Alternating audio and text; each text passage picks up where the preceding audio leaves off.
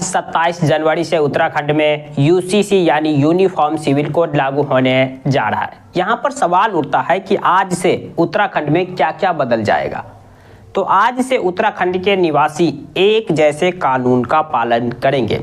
यहाँ पर फिर आपके मन में सवाल उठ रहा होगा, तो क्या उत्तराखंड के निवासियों के लिए अलग अलग कानून थे? अभी भी देश भर में एक ही जैसे कानून है, क्राइम से लेकर चुनाव लड़ने तक।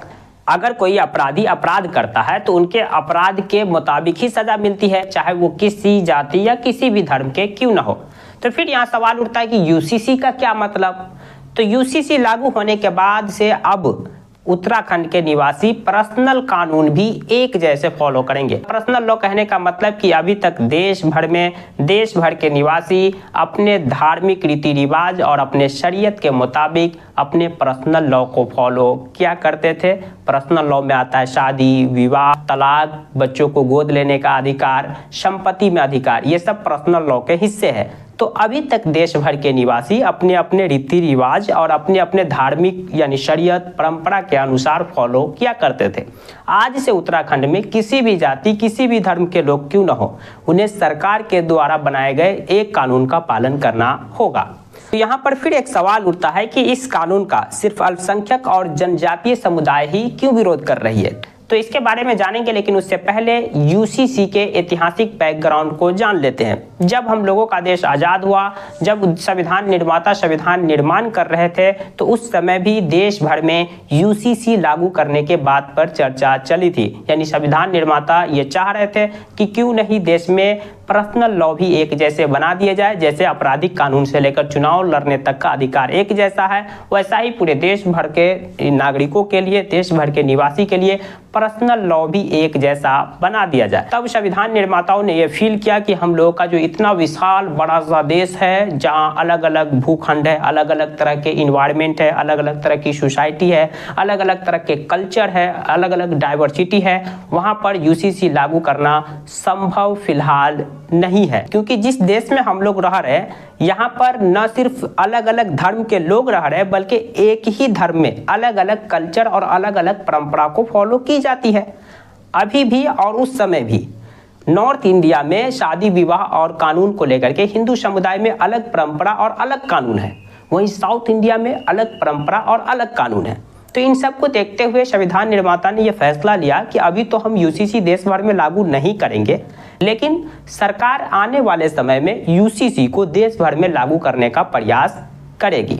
और संविधान निर्माता ने संविधान के अनुच्छेद 44 में ये लिख दिया कि राज्य आने वाले समय में देश भर में यूसीसी लागू करने का प्रयास करेगी। आज़ादी के अब 75 साल बीत चुके हैं, लेकिन अभी तक देश भर में यूसीसी यानी यूनिफॉर्म सिविल कोड लागू नहीं हो सका।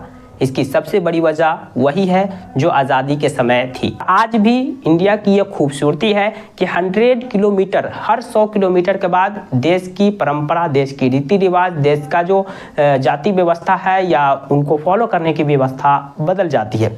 यही कारण है कि अब तक देश भर में यूसीसी लागू नहीं हो सका।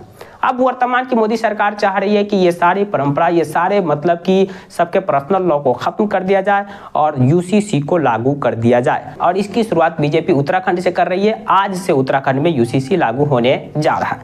चलिए फिर हम लौटते हैं अपने उस सवाल पर कि इसका विरोध मुस्लिम समुदाय, जनजातीय समुदाय क्यों कर रही है। तो मुस्लिम समुदाय का कहना है कि वर्तमान की मोदी सरकार जो यूसीसी लागू करना चाह रही है, ये यूसीसी के नाम पर हिंदू कोड बिल को पूरे देश भर में लागू करना चाहती है। तो फिर हमारे धार्मिक स्वतंत्रता का क्या होगा? क्योंकि अभी तक देश भर में जब अलग अलग धर्म के लोग, अलग अलग जाति समुदाय के लोग रह रहे हैं, तो सबकी धार्मिक आस्था अलग अलग है, सबके धार्मिक रीति रिवाज अलग अलग है, सबके धर्म में शादी विवाह, तलाक और बच्चे को गोद लेना, संपत्ति का अधिकार अलग अलग है। अगर देश भर में यूसीसी के नाम पर बीजेपी सरकार हिंदू कोड बिल को लागू करेगी, तो फिर हमारी धार्मिक आस्था का क्या होगा? हमारे धार्मिक अधिकार का तो ये हनन होगा। इसी कारण से मुस्लिम समुदाय इसका विरोध कर रही है।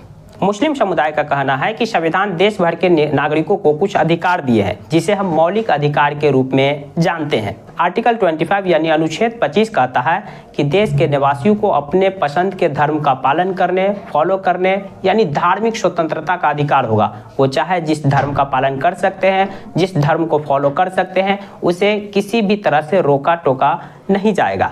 अगर सरकार यूसीसी लागू कर रही है तो इसका मतलब कि हमारा जो धार्मिक स्वतंत्रता है इसका हनन कर रही है, हमारे फंडामेंटल राइट का वायलेंस कर रही है। इसके अलावा एक और अनुच्छेद है, अनुच्छेद 29।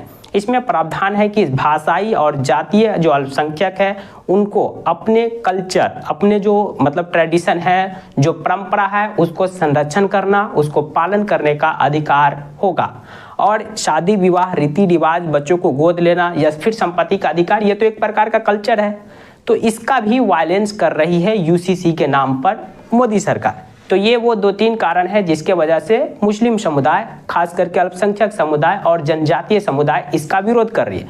क्योंकि जनजातीय समुदाय जरूर एक हिंदू समुदाय का हिस्सा है, लेकिन जनजातीय समुदाय में शादी विवाह, तलाक, बच्चे को गोद लेने का अधिकार अलग अलग है। अगर सरकार एक जैसा कानून बना देगी तो फिर उनके भी परंपरा, उनके भी रीति रिवाज का वायलेंस होगा, यानी उनकी भी परंपरा को चोट पहुंचेगी। यही कारण है कि उत्तराखंड में बीजेपी सरकार जनजातीय समुदाय को इस यूसीसी से अलग रखा और यहीं पर मुस्लिम समुदाय का विरोध और बढ़ जाता है कि जनजातीय समुदाय की परंपरा का तो ध्यान में रखा, उनको यूसीसी से अलग रख दिया, लेकिन हम लोगों के परंपरा का क्या होगा। हमें यकीन है कि आपको यूसीसी का मतलब जरूर समझ में आया होगा। यूसीसी क्या चीज़ है, यूसीसी से मुसलमानों का क्या नुकसान होने वाला है, यूसीसी से हमारे ऊपर क्या असर पड़ने वाला है, ये जरूर आपके समझ में आ गया होगा। अब आपसे गुजारिश है कि इस वीडियो को लाइक करें, शेयर करें और इसी तरीके से और भी वीडियो पाने के लिए मेरे चैनल को सब्सक्राइब करें।